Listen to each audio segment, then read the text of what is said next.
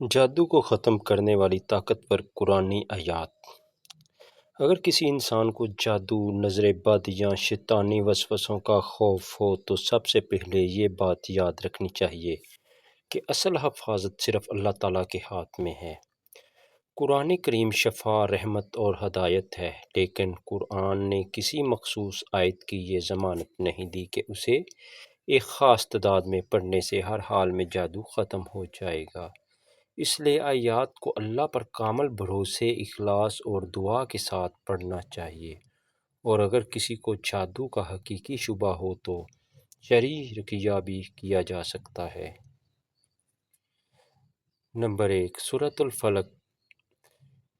تعداد: صبح و شام 3 مرتبہ اور سونے سے پہلے بھی 3 مرتبہ۔ یہ سورت ہر قسم کے شر، حسد اور جادو سے اللہ کی پناہ مانگنے کی بہترین دعا ہے۔ رسول پاک صلی اللہ علیہ وآلہ وسلم بھی اس کی تلاوت فرمایا کرتے تھے۔ نمبر 2، سورۃ الناس۔ تعداد: صبح و شام 3 مرتبہ۔ یہ سورت شیطان کے وسوسوں اور پوشیدہ شر سے اللہ کی پناہ سکھاتی ہے، جو روحانی تحفظ کا اہم ذریعہ ہے۔ نمبر 3، سورۃ الاخلاص۔ تعداد: صبح و شام 3 مرتبہ۔ یہ سورت توحید کو مضبوط کرتی ہے اور مومن کے ایمان کو اللہ پر کامل اعتماد عطا کرتی ہے۔ آیت الکرسی۔ سورۃ البقرہ۔ تعداد: ہر فرض نماز کے بعد 1 مرتبہ اور سونے سے پہلے 1 مرتبہ۔ صحیح احادیث میں اس کی فضیلت اور اللہ کی حفاظت کا ذکر آیا ہے۔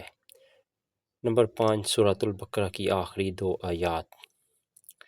تعداد: رات سونے سے پہلے 1 مرتبہ۔ نبی کریم صلی اللہ علیہ وسلم نے فرمایا کہ جو شخص رات کو یہ 2 آیات پڑھ لے وہ اس کے لیے کافی ہیں۔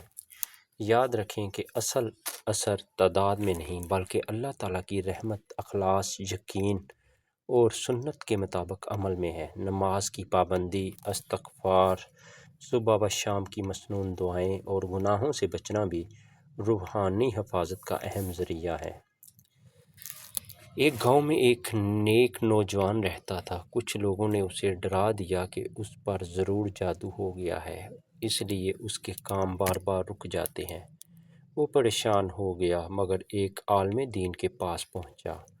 عالم نے اس سے کہا، اپنا دل اللہ سے جوڑو، نماز کی پابندی کرو، صبح و شام کی مسنون دعائیں پڑھو، آیت الکرسی، سورۃ الفلق، سورۃ الناس اور سورۃ الاخلاص کی تلاوت کرو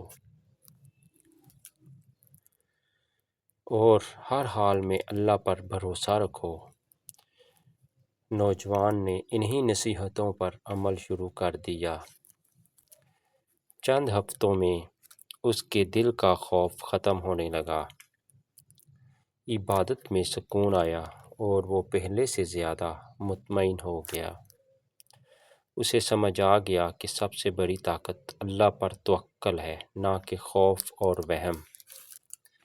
سبق: مومن کا اصل ہتھیار قرآن، دعا، نماز اور اللہ تعالیٰ پر کامل بھروسہ ہے۔ اگر جادو یا کسی روحانی مسئلے کا شبہ ہو تو قرآن و سنت کے مطابق شرعی رقیہ اختیار کیا کریں اور غیر شرعی عملیات، تعویذ، گنڈوں یا جھوٹے دعوے کرنے والوں سے بچیں۔ اللہ تعالیٰ ہی شفا دینے والا ہے اور ہر شر سے حفاظت فرمانے والا ہے۔ ناظرین، ہمارے مزید اچھے ویڈیوز کو دیکھنے کے لیے ہمارے چینل کو سبسکرائب کریں، لائک کریں، شیئر کریں۔ اللہ آپ سب کے لیے بہت بہت ثانیہ پیدا فرمائے۔ بہت بہت شکریہ۔ اللہ حافظ۔